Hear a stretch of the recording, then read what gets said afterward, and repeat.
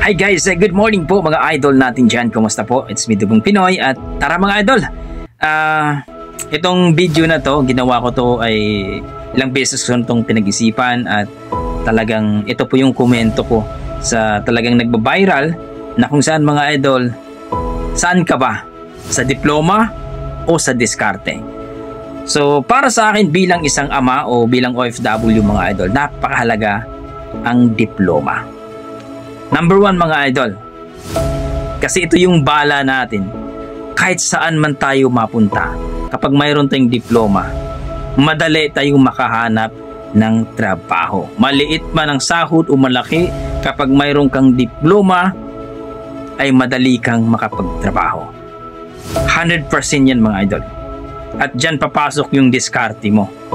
Pero mahalaga ang diploma. Pangalawa mga idol, kaya nga tayo ay nagsisikap. Pumunta tayo sa ibang bansa para magtrabaho, para makapag-aral ang ating mga anak at para makatapos, para makakuha ng diploma. Kasi mga idol, kung ikaw ay nakatapos, yung diskarte mo ngayon, at kung makatapos ka ng college, mas madagdagan ang iyong diskarte. Sapagkat marami ka ng matutunan sapagkat ikaw ay talagang nakapag-graduate. At marami dun sa school mo na talagang yung malalaman nating diskarte dito ngayon, mas marami ka pang matutunan at diskarte na malalaman mo doon sa iyong pagka-college kung matapos ka. At pangalawa, napakasarap kapag mayroon kang diploma kasi isa yun sa mga tinitingnan, lalong-lalo na sa promotion. Ba? At talagang papasok lamang ang diskarte na yan kung sakali, kung wala ka talagang natapos, of course, kailangan mo ng dumiskarte. No? Kung walang-wala ka talagang natapos, dahil sabi nga nila, marami naman daw nag-success na mga walang diploma. Yes, maybe, naboynasan ka, siguro.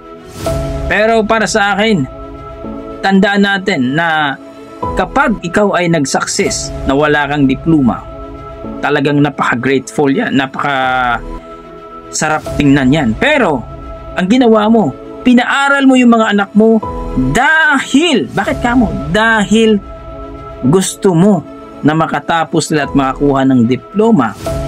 Dahil alam mo sa sarili mo na mas better ang mayroong diploma at maraming diskarte ang mangyayari sa iyo.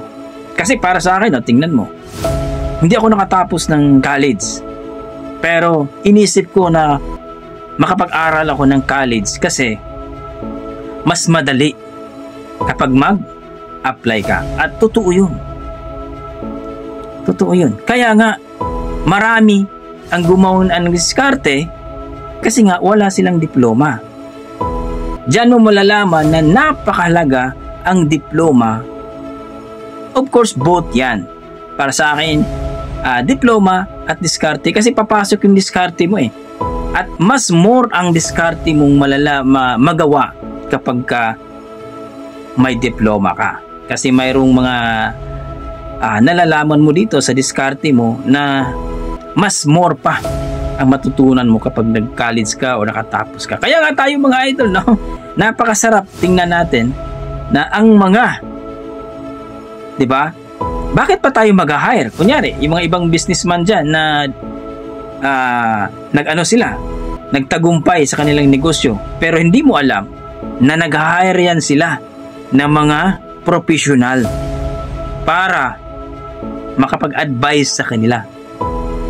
Di ba? So, para sa akin, napakahalaga ang diploma. Pero both yon.